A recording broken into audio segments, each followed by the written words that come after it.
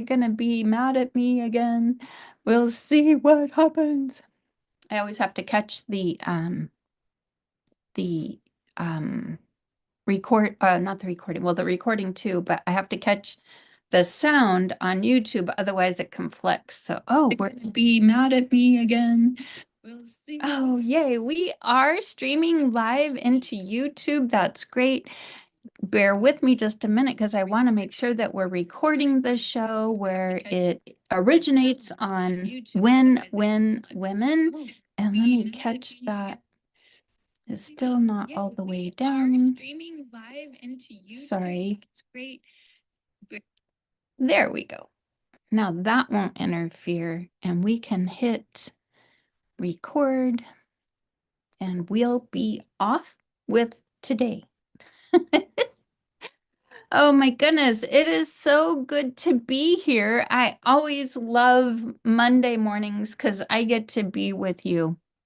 It is definitely a highlight of my week.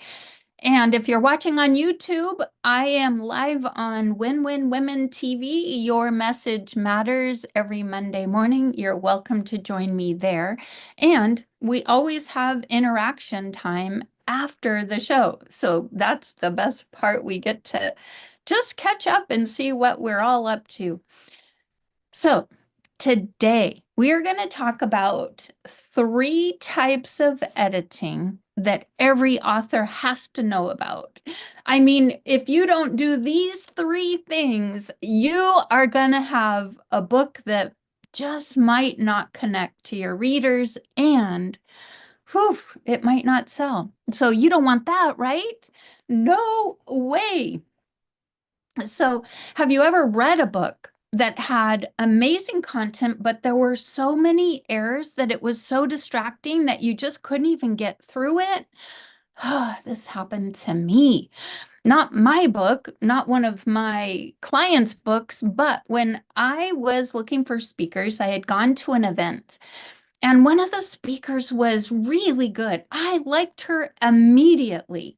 And I bought her book, of course, because I buy books. If you could see my house, you would know that I buy a lot of books because I like to support authors because I support authors, right? I believe in books. I believe in your story. And I believe in supporting people who have books. Even if they've never heard of me, it doesn't matter. I believe in supporting authors. So I heard this author speak, and I really liked her, and I couldn't wait to get her book home and read it. In fact, it was an event that I was speaking at as well. And I remember that night really clear. I wanted to make sure that I introduced myself to every single person in the audience, kind of like work in the room when I can. And I remember meeting her and talking to her for just a minute. She also had a slot on the stage. So it was kind of a neat thing. And of course, I got to know her a little bit backstage, and it was just fun to meet her and hear a little bit of her story. So I got her book, and I was so excited when I got home from the event. It was when I do evening events, I can't sleep when I get home. I get so wired, and especially if I'm speaking, it's even if I go to an event, I'm like that. But if I'm speaking, it's even worse because my adrenaline just takes a while for it to really calm down, I guess. Anyway, so I brought her book home, I opened it up, and I thought, oh, holy moly, this is not a representation of the person that I just met. It was not even close. There were run-on sentences that were an entire paragraph. There were misspelled and misused words that blew my mind. And I thought, wow, that's not what I thought I was going to bring home that night. I got to, I think chapter 2, maybe 3, and I had to put it down. I was getting angry that nobody told this woman that she should not publish this book this way. It really infuriated me. Now, I shouldn't have gotten that worked up over it. It's her book, it's her life. I have nothing to do with it, right? But it made me feel really bad. I really thought it was just a disaster, and that's not why we write books. We write books to open doors up. We write books because we want to share our story. We don't want people to have a bad reader experience, which is what I was having. Now, at the same time, this is kind of interesting because I do remember her saying when we met backstage, or maybe it was when I had her sign my book, she said, yes, I went to one of those weekend uh, where you write your book in a weekend.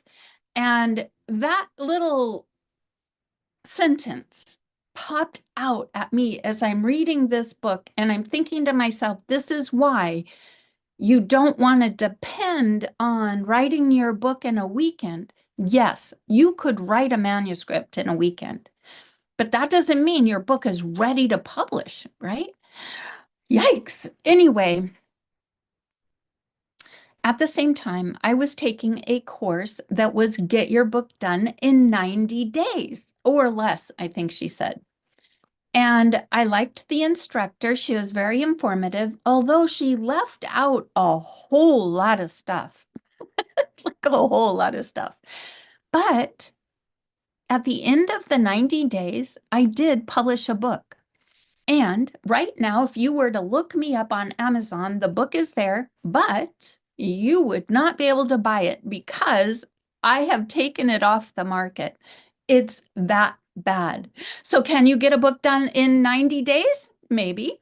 I had already written my first book, which was a bestseller in it was 8 countries and in 9 categories, which you can't even do anymore. You can do the countries, you can't do the categories. Um, so this was my second book, and I wanted to see if you could really do it. I was speaking at an event in, I think I took the course like August, September, October-ish, and I needed it for a December speaking event, which is why I wrote it in the first place. And what I realized is that I'm not positive, even though I think it can be done, because my third book, I did it in a month and it was a bestseller and it has made me thousands and thousands and thousands of dollars now.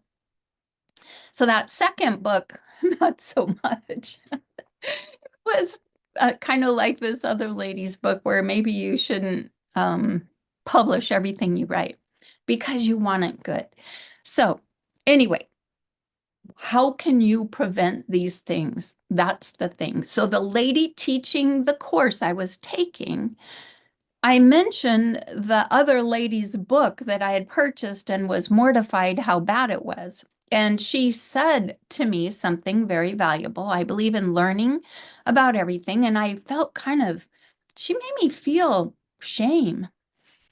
That's not good, right? I mean, as an instructor, I would never want you to feel shame.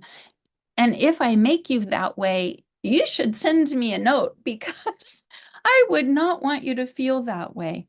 Never, never. We can always improve though, right? I mean, when we know better, we do better. I needed to know better and I needed to do better. And this lady was telling me, but hey, wait, you just might not have been her ideal reader. And I thought about it and thought about it and thought about it. And I thought, well, it's true. I might not have been her ideal reader, but I wanted to read her book. I purchased her book. I knew her book had value because I knew her story and I wanted to know more. So what made me maybe not her ideal reader? I don't think anything. And I think that that was bad advice in some ways. Now, if her language came across from a perspective of her voice, then yes, I would agree 100%. If the words she chose to use were her perfect client's cultural and meaningful kinds of words, yes, I agree. But you can't overlook run-on sentences. You can't overlook misused words. Those are the kinds of things you cannot overlook. You can write in your voice. You can speak in a way that you can connect to your reader. But some of what you need to look at is what we're going to look at today. And I have to give credit to one more person. So that 90-day class helped me, or course, it was group coaching in a course, similar to what I do today with the book course membership, only I give more information and it goes for a longer period of time. And we have Q&A at the end and we do gratitude in the beginning. It is so much fun. I actually taught very similar information last week, only it was in more like an hour and a half instead of 30 minutes, but I'm going to give you the top of the waves. So one more technique that I learned from my speaker coach with the John Maxwell team, or Maxwell Leadership as it's known now, he helped me craft a message for stage. And I think writing a book is similar in that you want to be concise, you want to have no filler words. I mean, every word matters when you are stuck in a time frame on stage, because you can get in big trouble by bleeding over to the next speaker's time. In fact, you probably will have a hard time recuperating from that, depending on what is said to other people that you're wanting to speak for. It's one of those big bozo no-nos. You don't run over. So every word counts. So this is part of your editing process. When I went through the speaking process with Roddy to make sure every word counts and that I stayed on track and I was in the same message, it was so important. Now, let me just say this about that. I struggle in this area. I sometimes get off track. If you've watched me very long, you know sometimes I take a rabbit trail now and then. But it's important to do the best you can. When you're shooting a live video, it's very easy to get off track and have to pull yourself back in. When you're writing a book, that's what editing does, right? You can pull yourself back in or use that content elsewhere, or maybe even in another book, because that's kind of what happens sometimes. We chase a rabbit trail that is really a whole different book because it doesn't apply to the topic we're writing about. So, whew. Why does editing matter? And here is the truth from Lori's point of view. Writing a book isn't just getting words on a page. It isn't just about creating a tool or resource for somebody to read. It is about crafting an experience for your readers. Editing is what transforms a rough draft into a masterpiece. And the best part is once you know just these three, I've read in places that there are 8 types of editing. I don't know if that's even true. I've done a lot of editing. I specialize in developmental editing. But 8 edits is a lot. And I don't know, when I read that statistic, I don't know if they were talking about types of edits or people editing. I could see how you might want 8 different sets of eyes on your book. Definitely see that. But let me give you my favorite top 3 ways to edit your book. Of course, the very first way, or the very first type of editing, is developmental editing. This is something I do first. I get my manuscript done. I start with the outline. I fill in the outline with the stories that I intended for each of the points in each of the chapters. So that's kind of my beginning. Then I free flow, if you will. Sometimes I voice it. Sometimes I type it, and sometimes I collect it, because there are many stories I have on my computer that I want to insert in my book. So all I have to do is copy and paste.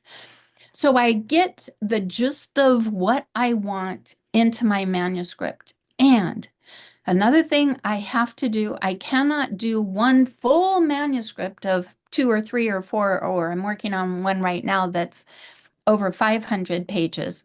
I have to dissect it into chapters first. And then, of course, we've talked about the through line. I'm always looking for the through line. Is this a different book? Is this the book we're writing? How does this apply to the chapter that we're writing and to the book overall? So the key questions you want to ask yourself is, does my book have a clear message? And is my content valuable for this message?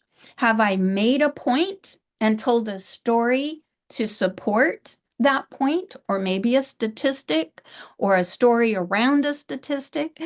Does it flow? Does the story flow and make sense?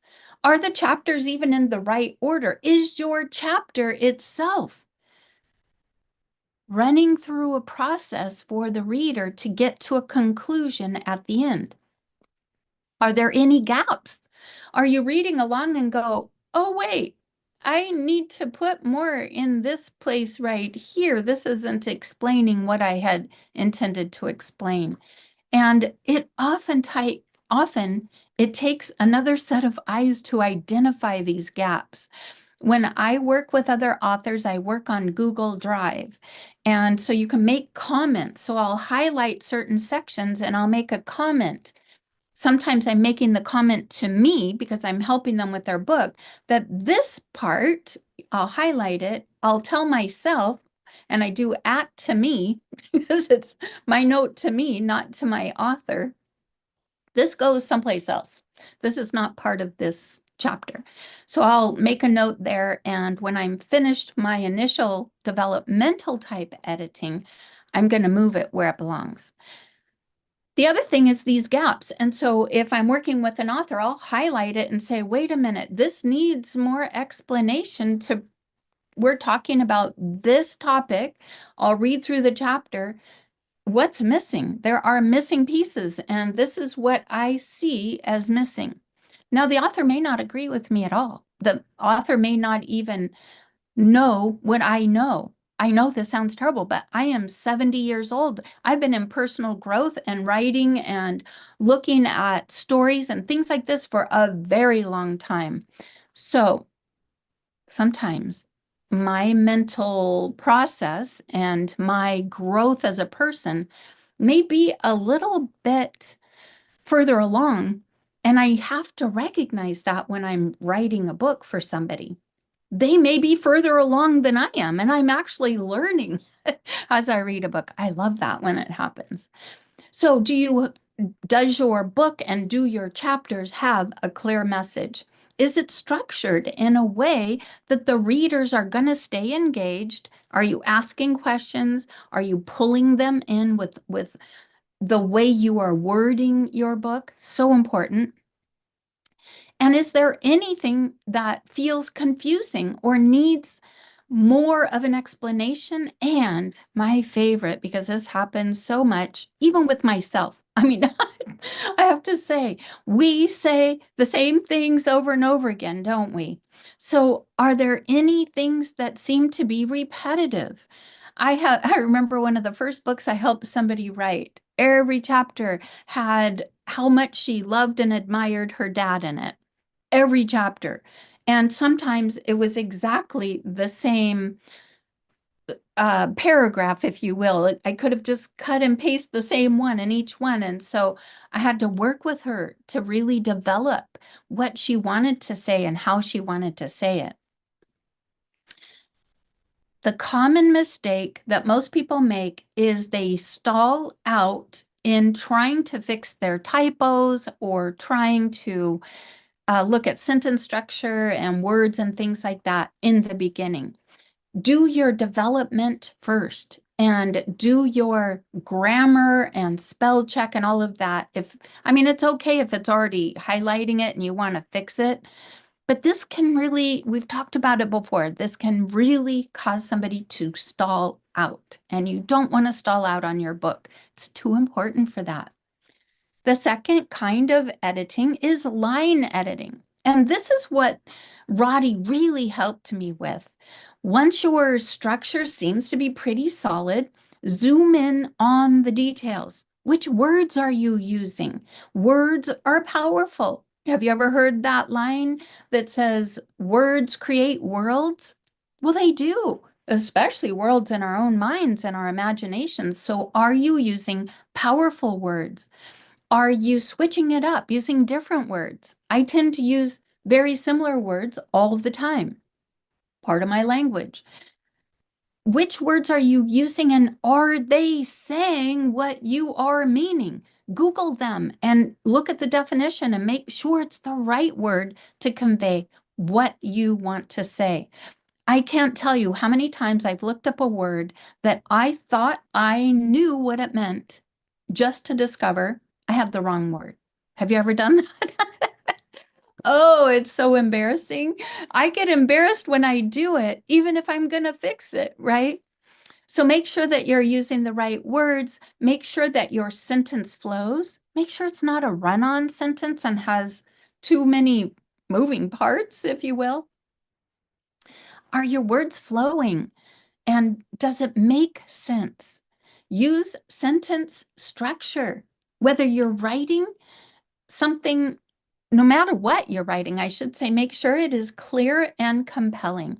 This is where we remove any awkward phrasing and we tighten things up. It's like just taking that old screwdriver out and just going squeak, squeak. We got to fix this up a little bit. Editing your book is like a school essay. You have to take the filler words out.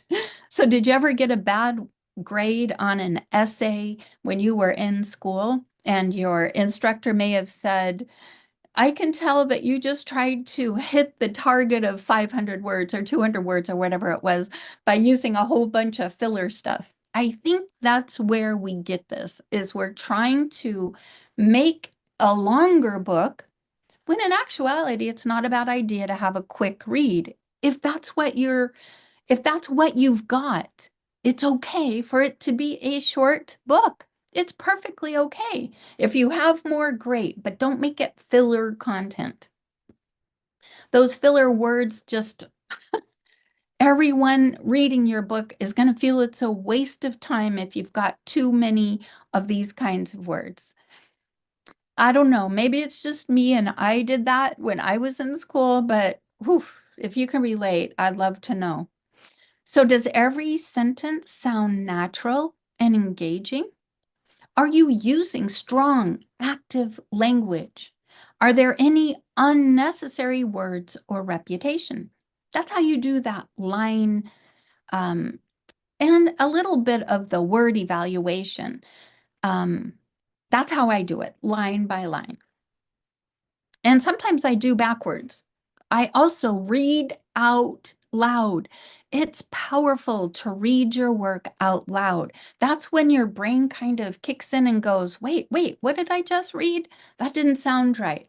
If I have that happen when I'm reading aloud, I know every time that something's off and I have to find it. I have to figure out what that is. The third kind of editing is I'm going to call it the final polish. Now you're going to go through your book more than 3 times. And my hope is you will have multiple people reading it to help you identify anything that doesn't sit right, doesn't feel right, looks like maybe you could change it a little bit. And if you have some friends that are kind of more analytical or other writers, maybe you're in writer groups and you can exchange your book for with each other, or you can hire an intern. There are so many things you can do to get eyes on it, and you want feedback. You do want feedback. You don't want somebody to read it and go, oh, looks so good. Thank you. This is amazing. That's good if they feel that way when your book's on Amazon. But if you have readers, beta readers reading your book, you kind of want them to give you some good feedback. And they will if they've got that analytical kind of mind. So the final polish is that proofreading where you are doing things like grammar and spelling and also looking a little bit at your formatting consistencies. Not so, this is not to be confused with formatting your book, but you kind of want things to take on each chapter have a similar type of flow. And you're looking for punctuation mistakes. I have one lady that I'm editing her book right now, and she loves all caps. I mean, like, for her emphasis on anything, it's all caps. So if you look at a chapter, there's like a lot, and a lot of us think that all caps means that you're being yelled at, right? Have you ever heard that like in an email? My brother told me this one time. We were working with a realtor and she would send emails in all caps, like the whole email. And my brother, he told me one time, he goes, I feel like I've been yelled at every time she sends an email. I'm sure she didn't realize that he felt that way. And I didn't really feel that way until he told me that. So I don't know if people feel that way or not, but there's better ways to make your point than all caps. Once in a while, sure, all caps is great. Maybe one word here or there, a phrase or something you really want to emphasize, but there's other ways to emphasize. You can use italics, you can use an exclamation point, right? You can even use, you know how you hit the space bar, not space, but the dash twice to make that elongated line. You can even do that. And that will emphasize something in particular and make it pop out. Another thing I love doing is getting a standalone sentence for emphasis. I I really like doing that. And so I probably overdo it, but that's my thing that I look for. Those are the kinds of things I look for when I'm writing my own book so that I can correct before I have somebody else read it. The common mistake is that if you publish too soon, letting these mistakes ruin your credibility, you're doing yourself a disservice. You truly are. You don't want to have some lady like me come home after a wonderful evening and go, what on earth was she thinking? I hate being judgmental, but I guess I can't help my edit brain a little bit. So, a word of advice, don't edit just yourself. I had a client that I was working with. He honestly thought that I forgot how many pages his book was, many, many. It was really more like 3 books. In fact, my recommendation to him was that it was a trilogy. He thought he had one of those really analytical kind of minds. And he thought that he had gone over this book with a fine tooth comb. And I'm sure he had many, many, many times over many years. He had tweaked a little here and tweaked a little there, but get somebody else's eyes on it. So I hope you've learned something today. I hope you will take these 3 kinds of edits and apply them to your book. If you're looking for an editor or someone to help you with publishing, I would love to apply for the job because I love helping people. But we're not always a good match. So set up an appointment. I'll give you any kind of information I can. You know that I'm free at giving my advice the best I know. And if I don't know, I for sure am going to tell you, I don't know, but I'll find out for you. Your book matters. Your message matters. You matter. So when you create your book, just know it's more than a book. It's a legacy. I don't want you to forget that. With the right editing, you can create something very powerful. Thanks for being here. I so appreciate you being here with me today. And